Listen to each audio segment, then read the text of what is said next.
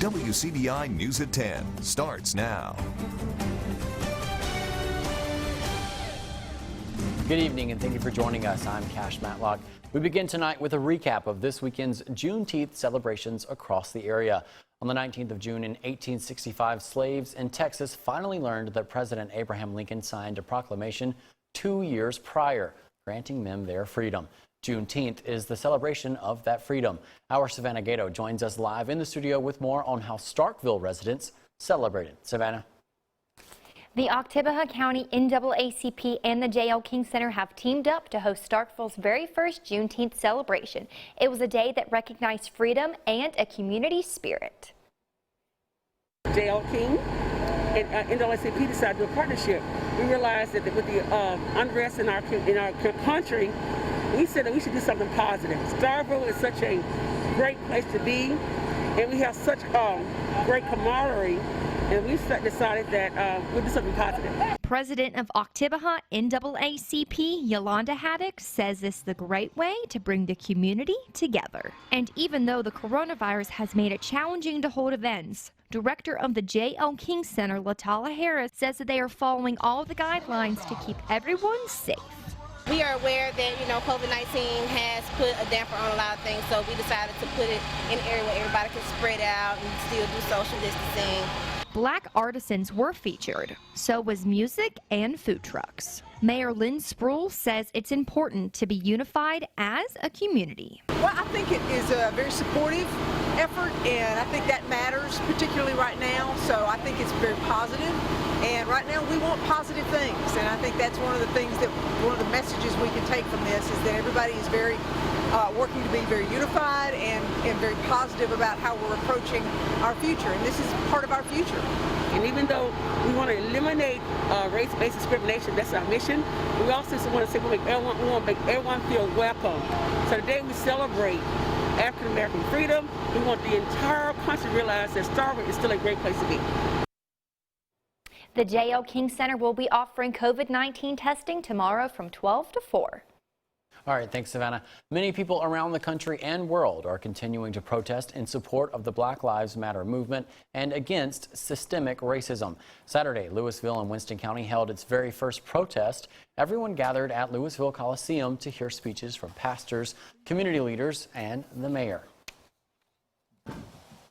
A miracle to me that every state protested, overseas protested. We're here together in Louisville, Mississippi. It's a great step for mankind. Black lives matter. All lives matter. But at the end of the day, right now, Black lives matter, and we need your help. In order to follow the guidelines, everyone who attended was required to wear a mask and stand 6 feet apart. Columbus Friends of Ricky Ball remembered his life this weekend at a gathering at Scott Park. In 2015, Ball was shot and killed during a police traffic stop. Former Columbus police officer Kenyon Boykin fired the fatal shot. His case has been under review by the Mississippi Attorney General, but just weeks ago, the AG's office dropped the manslaughter charge against Boykin. That led to city and state rallies protesting that decision. Saturday's event honored Ball through community, food, and activities for the dozens of people who attended.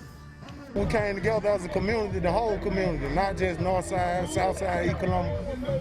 This is the whole Columbus. I mean, we're doing this for our brother, our fallen brother, rest in peace, Ricky Ball. There was food, softball, and basketball tournaments for those in attendance. A Black Lives Matter rally held in Columbus was interrupted Saturday by a man with a gun. This video was captured by a WCBI viewer and shows the moment protesters confront the man.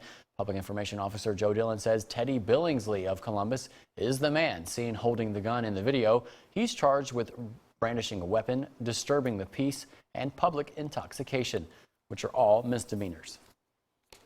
Some showers and storms out there for a lot of us through the day today, and some of us are still seeing some rain right now. Most of it limited along and south of Highway 82, mainly just some light stuff right now. There is one heavier shower I've been watching coming right into Union County. That's going to be in New Albany here in the next little bit. Generally, though, I think we're on a drying trend overnight tonight. Some clouds going to continue to filter in here. We'll bottom out at about 70 by the time you wake up tomorrow morning. Still fairly humid overnight tonight. And tomorrow we wake up dry for Monday, but showers and storms develop once again through the afternoon, basically rinse and repeat all over again. So keep that umbrella handy tomorrow. We're looking at 89 for the high with a chance for some afternoon showers and storms. And rain chances, they're going to stick around here for the next 7 days. I've got that full first alert forecast in just a bit. The Mississippi Department of Health reports 483 hospitalizations related to COVID-19. MSDH says the positive case numbers have been delayed due to technical issues. WCBI reached out to the communications director, Liz Charlotte, regarding the data issues. She said the current software MSDH is using to report numbers isn't designed for this. She said the department is asking the software to do something that it wasn't necessarily made to do. And the most recent case count earlier this week brought the total number to over 20,600 cases. MSDH estimates about 15,000 people in the state have recovered from the virus. A local church goes back to online services after members of its staff test positive for coronavirus. Leaders at Fairview Church in Columbus sent out a letter to members of the congregation on Friday. In the letter, they state that a volunteer from their June 14th service tested positive for COVID-19. They also said later the same week they learned of additional exposures to their staff. As a result, the church will be moving back to an online streaming format until further notice. Their offices will close Monday and Tuesday of this week to allow other members of the faculty to be tested. Well, the chief federal prosecutor who investigated several of President Trump's close associates is now out of a job. President Trump fired Jeffrey Berman yesterday, and House Democrats have asked him to testify before Congress. Tom Hansen reports from New York. I'm just here to do my job. Saturday was Jeffrey Berman's last day on the job as the U.S. Attorney for the Southern District of New York. President Trump fired him after Attorney General William Barr tried unsuccessfully to get Berman to resign Friday night.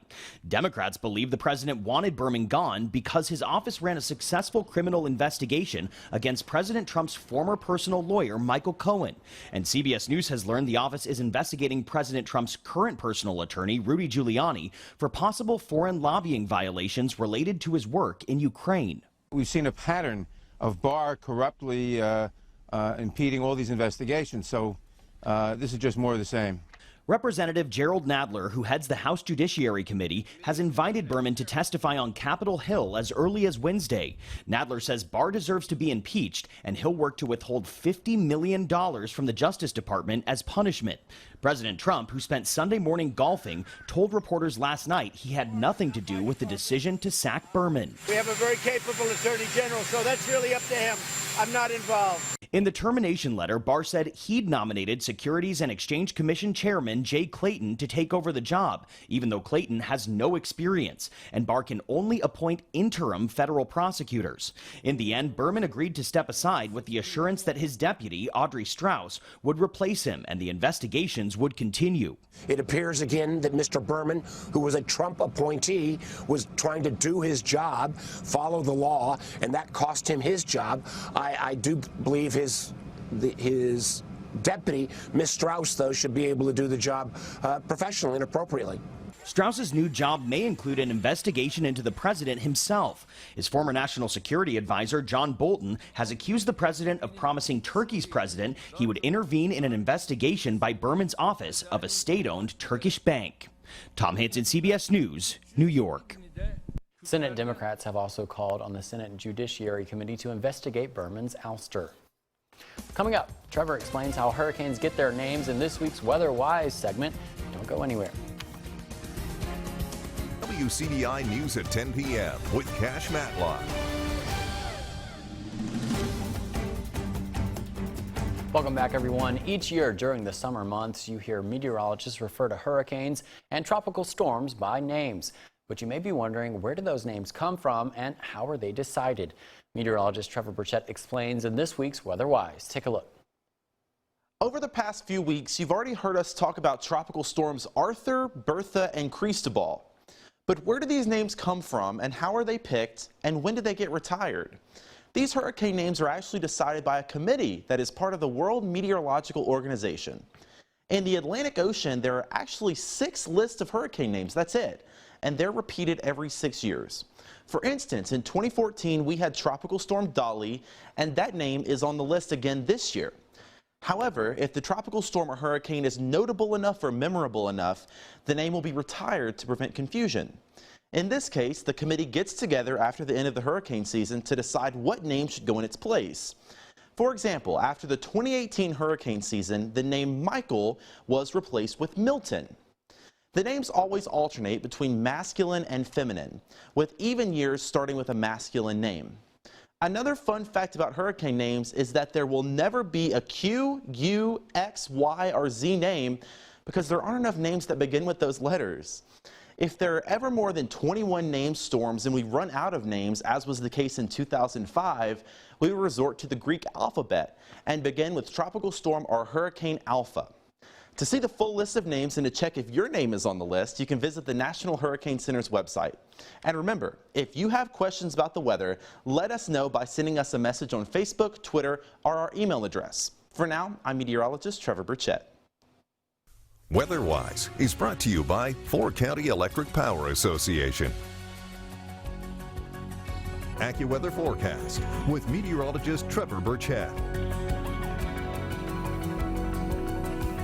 Some pretty strong showers and storms out there earlier today. Take a look at this view from Starkville sent in to us on Twitter. That darkening sky, the shelf cloud there, pretty ominous if you ask me over in Oktibbeha County. And the same story down in Brooksville. Take a look at this photo from Sarah sent in to us on Facebook. You see that shelf cloud there, really a lot more bark than bite. That just indicates the leading edge of the storms, but still pretty scary. And some of us even saw a little bit of small hail as those storms rolled through. Now remember, if you see any interesting weather happening, we'd love to share it with everybody else.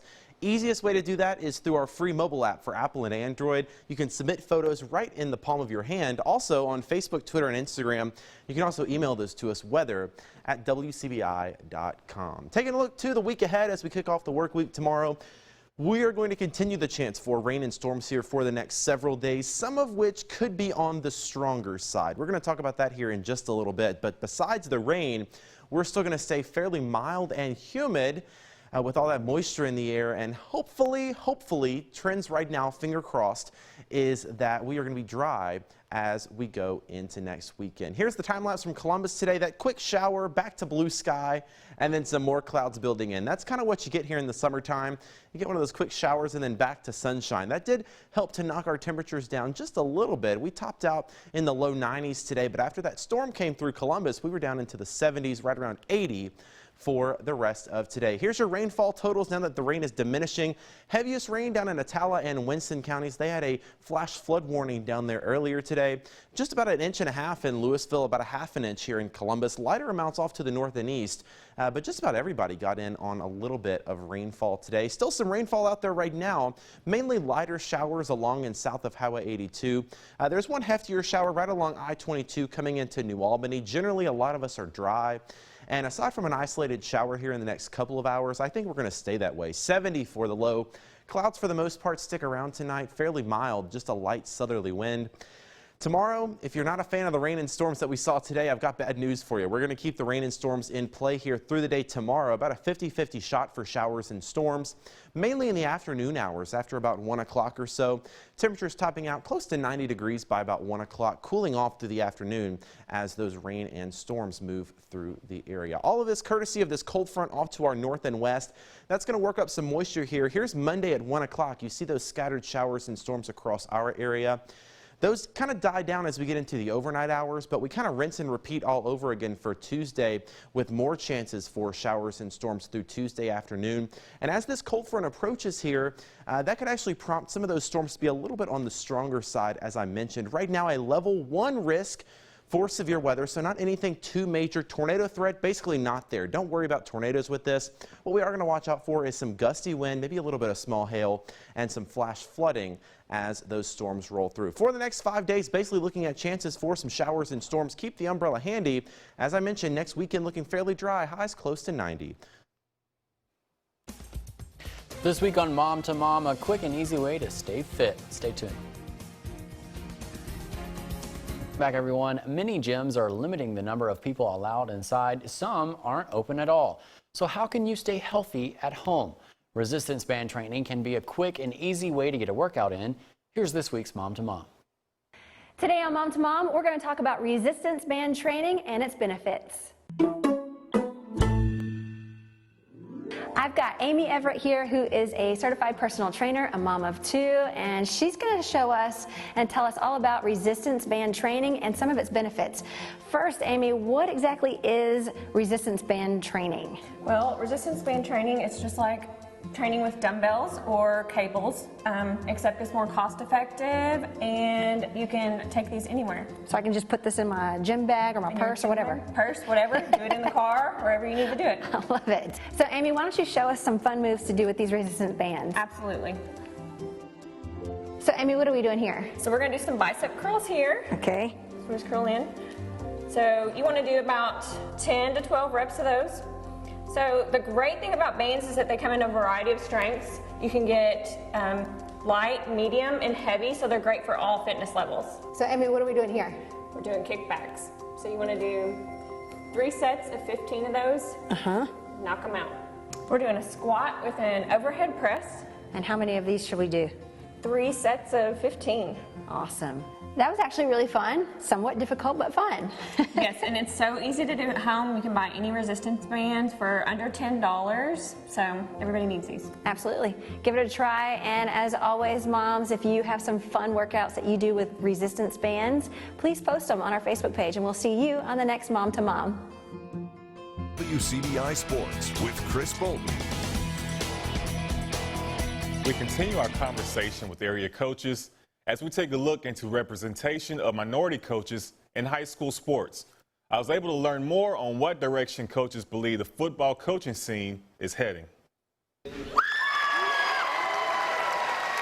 Year in and year out, the best high school athletes in the state move on to the next level to play football. However, the athletes aren't able to reach those heights without coaching, which raises the question, can the same level of progression be said for the high school football coaching ladder? You just look around the state of Mississippi, and we talk about this too now. We talk about this as coaches. There's not many black head coaches at premier high school programs. You take JPS out of the whole scenario, Jackson Public Schools, how many black head 6A football coaches is in the game right now? In the 2019 postseason, Starkville's Chris Jones was the only black head coach in the 6A North region. Of the 60-plus schools in the WCBI viewing area of North Mississippi and West Alabama, 11 have a black head coach. Me just being in my position, a young black head coach at Starkville High School, no, this ain't normal. Sometimes we just don't get a chance. It's not that we can't coach or we don't know as much as the other guys. Sometimes we just don't get that opportunity, and sometimes that opportunity don't presents itself because you was never given that opportunity to advance in your field. Like, we only hired you to coach receivers. We didn't hire you to coach, be the coordinator to run the whole offense so somebody can, hey, you know what, that's a good young OC who's gonna be a good head coach one day. Along with Jones, Tupelo head coach Ty Harden makes it a point to hire a diverse coaching staff that best represents his players. Both Harden and Jones believe improving diversity in the head coaching ranks is the future for high school football. The black head coaches we have in our state of Mississippi are probably the best in the nation right now, and we need more of them, and we're creating more of them. A lot of these guys that are assistant coaches in some of these places are going to be head coaches really soon. They can talk about issues or real life issues that people that, you know, and my color can't. I mean, and they can sit down and talk about it because they have experienced it. Honestly, if you don't want to be a head coach one day, like, I don't even really want you a part of this staff, because I know, like, with a head coach grind, eventually, like, you'll get there one day. You might be, you know, a receivers coach now, but, you know, with a head coach mentality, your ownership of your position group gonna be different. Your grind gonna be different. So I know when you leave me, hey, this kid here, like, he gonna be a great coach. He's gonna be, and just so happens he's black. As change, growth, and progression continue to spread across our everyday lives, Jones believes in due time the coaching landscape will reflect the same. It's levels to everything, and if we just keep taking, the proper steps, we'll get there. Reporting in Columbus, Chris Bolton, WCBI Sports. I want to give a big thanks to Chris Jones and Ty Harden for taking out the time to talk with us. That's all we have for sports. We'll have more coming up after the break. Before we go tonight, we want to take a moment to say Happy Father's Day to everybody celebrating. That's right, Cash. We wanted to share some photos of our staff with our fathers, grandparents, and uncles to say thank you for their guidance, leadership, patience, and time spent to help us all become the people we are today. Well, hopefully all of you fathers out there were able to take time today to enjoy some rest and relaxation. It's definitely well deserved. All right, thank you guys for joining us. We'll see you back here tomorrow.